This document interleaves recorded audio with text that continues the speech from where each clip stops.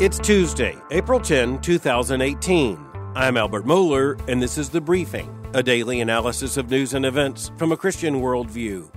So many events in our contemporary headlines are what the late Librarian of Congress, Daniel Boorstin, called pseudo-events. They're not real events. So much of what consumes the media air in this country comes down to pseudo-events that pass all too quickly, and even upon reflection, they were not all that important. I don't think that's going to be the case with a tempest that's not only in a teapot, but in the larger culture that arose last week after the firing of columnist Kevin Williamson by The Atlantic. Williamson was fired just a little more than 2 weeks after he had been hired, and there is an enormous story here. As we're thinking about worldview analysis, we often have to think about the dominant worldview in the secular media, and that worldview is not only predominantly secular, but it is also increasingly hostile to conservative thought and to Christianity. Kevin Williamson was for years a columnist for National Review magazine. That has been for decades now the flagship periodical of the traditional conservative movement in this country, founded by William F. Buckley, Jr., and populated by a series of conservative luminaries. National Review has been a primary forum for conservative thought. In the digital age, it has been joined by other major outlets and websites, but National Review has still had a certain venerable reputation. Kevin Williamson was hired from the staff of National Review, where he was well known for his very interesting prose and for the fact that he was often one who would take his argument to a conclusion that others might resist. But he was picked up by The Atlantic, and the first thing to note is that from the moment that Kevin Williamson was added to the roster of columnists for The Atlantic, many people on the secular left began to complain that The Atlantic was no place for any kind of conservative columnist, much less for someone like Kevin Williamson.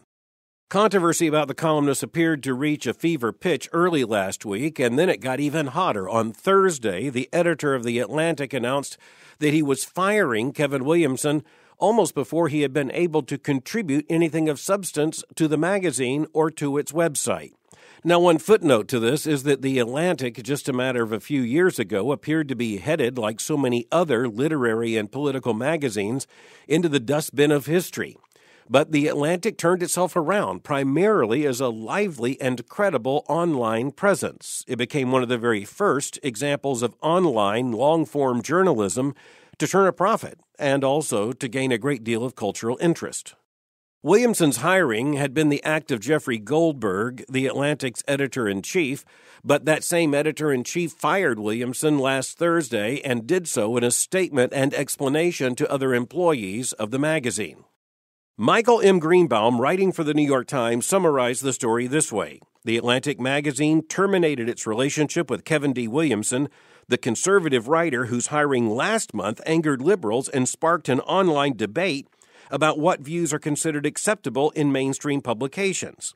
But then the New York Times article goes on to offer this detail. It was Mr. Williamson's hardline stance on abortion, namely that it should be treated as premeditated homicide and punished accordingly, perhaps by hanging, that generated the initial controversy over his hiring. It was that same viewpoint, says the Times, that led to his abrupt departure.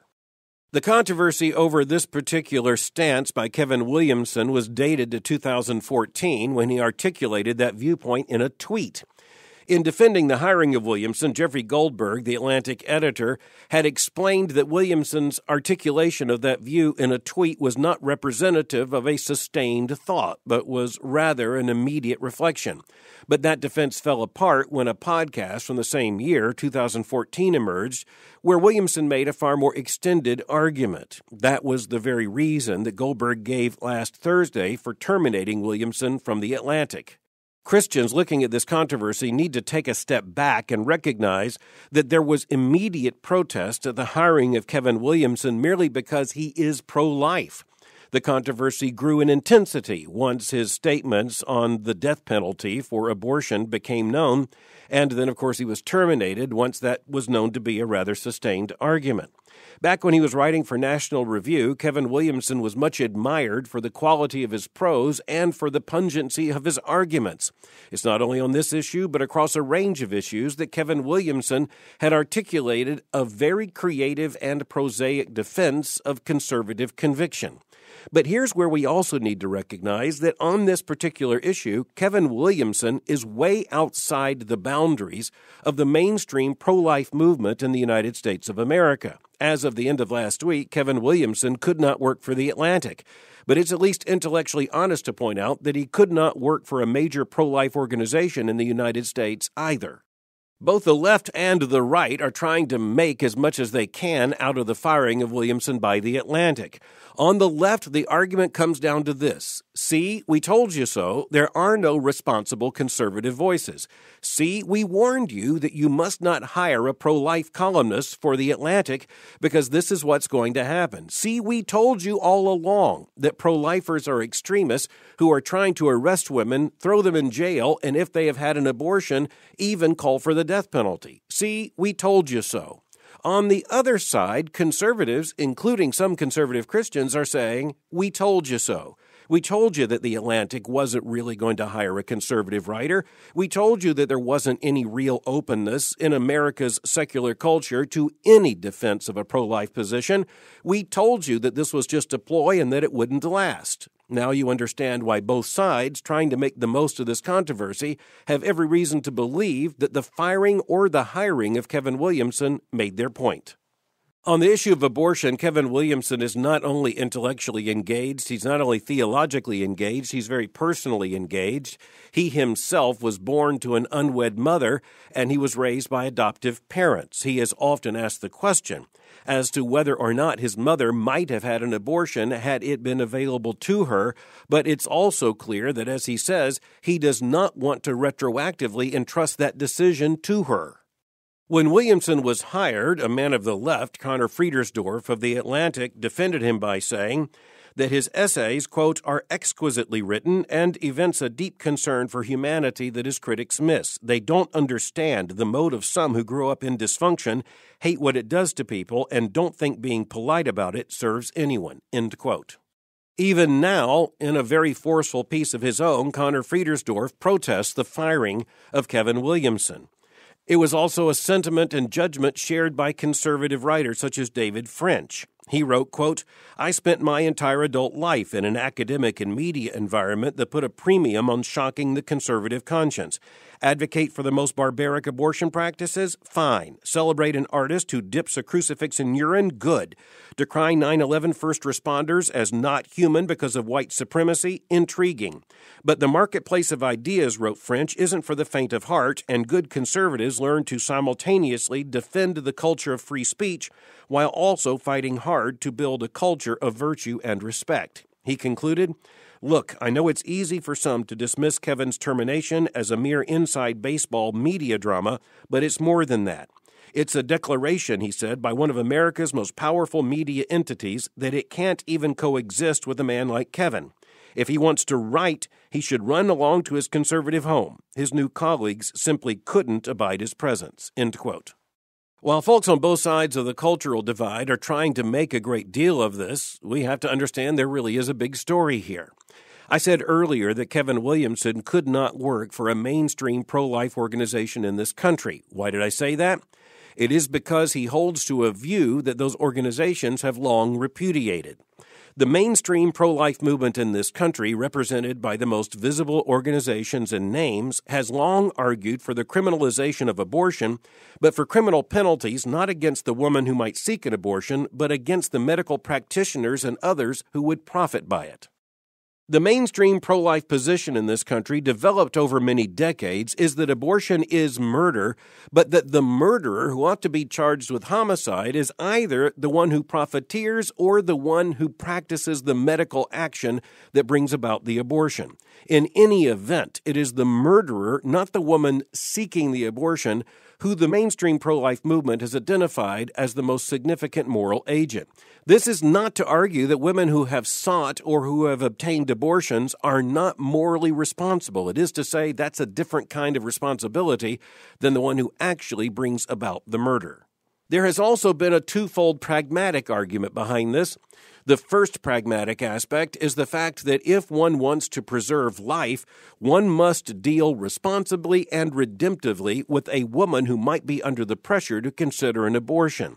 Threatening her with criminal action at a moment of vulnerability is, pragmatically speaking, not the way to limit abortion or to convince a woman not to have an abortion. The second pragmatic consideration is this.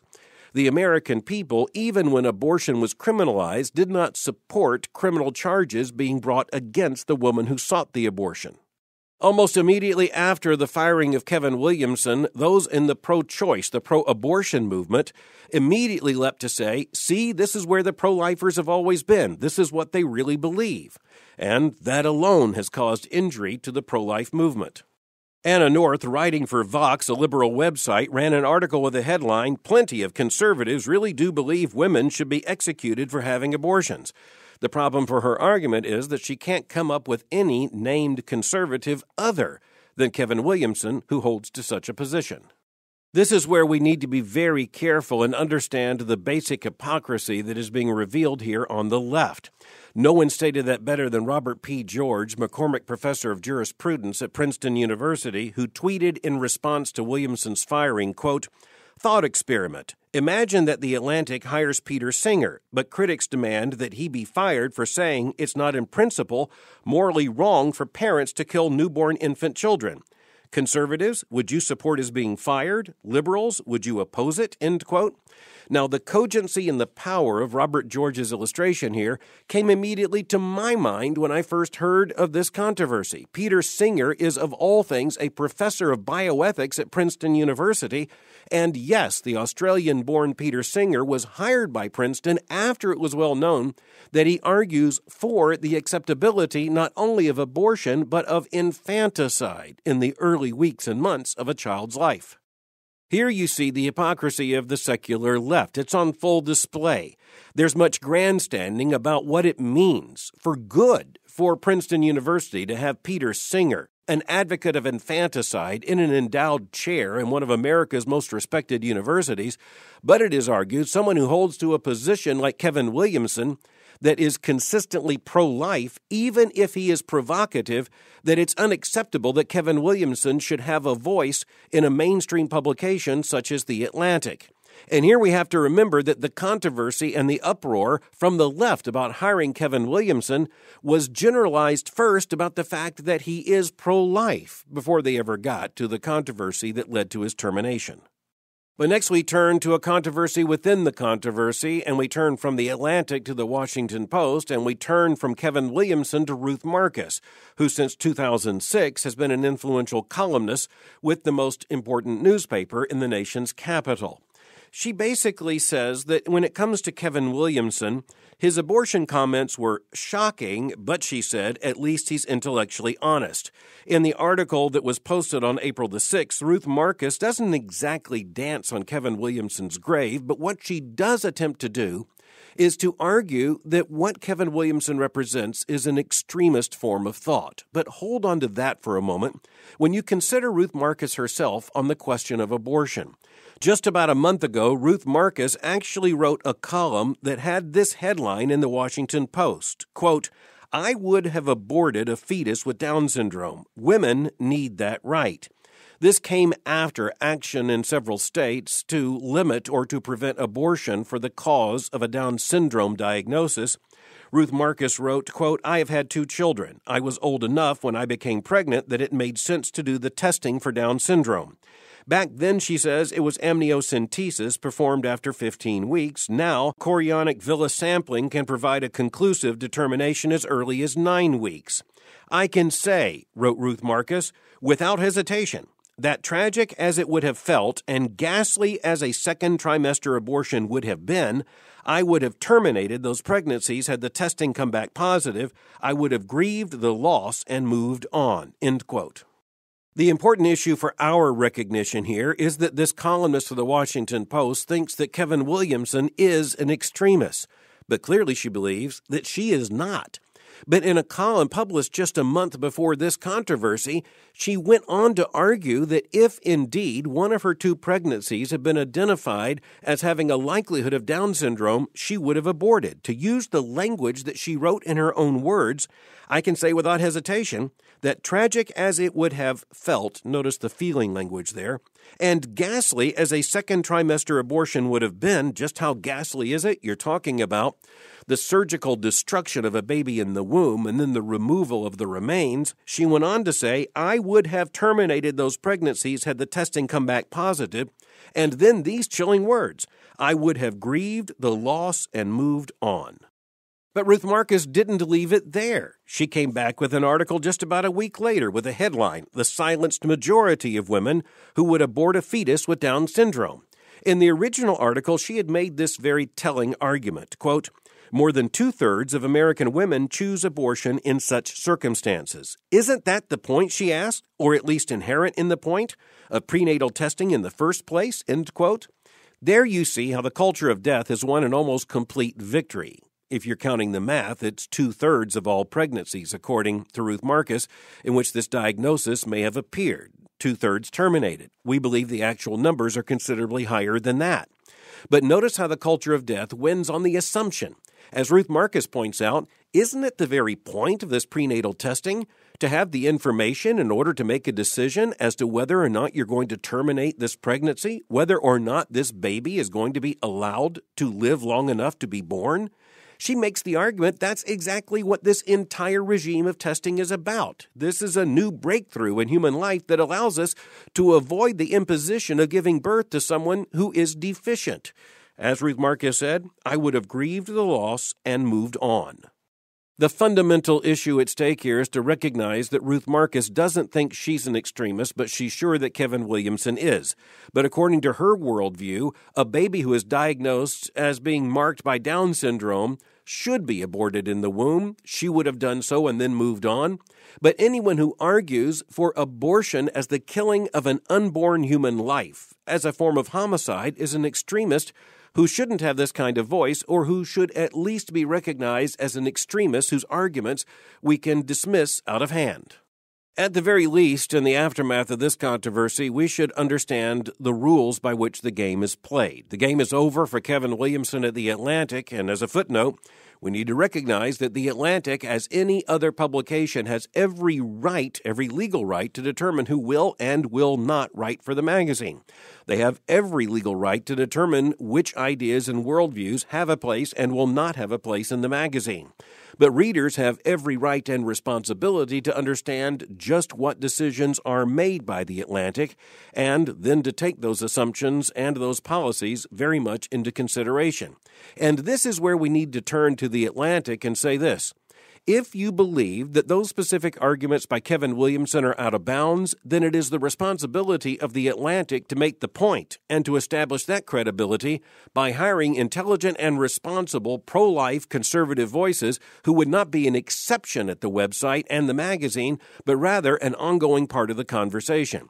If Kevin Williamson is judged by The Atlantic to be out of bounds, at least last Thursday, but not out of bounds when they hired him just a matter of a few weeks before, then where is their determination to make certain that the conversation at The Atlantic is as broad and inclusive as what they said when they hired him? But this is where we have to recognize that being merely pro-life, strongly and consistently pro-life, was too much for many in the secular left the moment that the announcement was made that The Atlantic had hired him. But finally, I have to turn to yet another contribution to this mess. It was made by Paul Krugman, very liberal columnist for the New York Times. He's been the winner of the Nobel Prize for Economics. He is, of course, well-versed in matters of economics, writing from the left, not only of the culture, but of the economic world. But what's so important about this particular piece is its sheer predictability. Paul Krugman looks at the controversy over the hiring and firing of Kevin Williamson at The Atlantic, and he comes along with yet another argument. He says, "See, I told you all along." The problem is there aren't any responsible conservatives.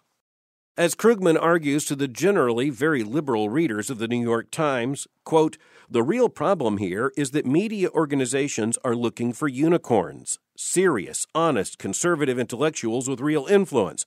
40 or 50 years ago," Krugman says, "such people did exist, but now they don't," end quote.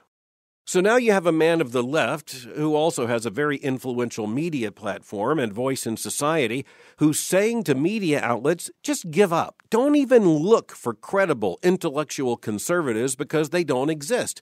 They are as non-existent as unicorns. Just in case we missed his point, he concludes by writing, quote, "The left has genuine public intellectuals with actual ideas and at least some real influence. The right does not. News organizations," wrote Krugman, "don't seem to have figured out how to deal with this reality except by pretending that it doesn't exist. And that," says Krugman, "is why we keep having these debacles," speaking of the hiring and firing of Kevin Williamson.